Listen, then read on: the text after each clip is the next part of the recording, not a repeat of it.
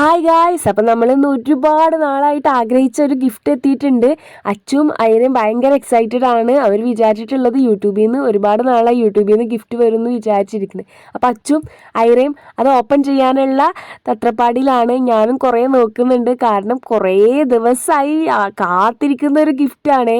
അപ്പം അത്യാവശ്യം ടൈം എടുത്തിട്ടുണ്ട് ഇത് വരാനായിട്ട്. പിന്നെ അതുപോലെ തന്നെ ഞാൻ സ്കൂളിൽ നിന്ന് നേരെ വന്നതാണ്, ഡ്രസ്സ് പോലും മാറ്റിയിട്ടിട്ടില്ല, വേഗം വന്ന് ഓപ്പൺ ചെയ്യാനായിട്ട് ഇരിക്കുകയാണ്. അത്യാവശ്യം ഹെവി ആയിട്ടുള്ള ഒരു ഗിഫ്റ്റാണ്.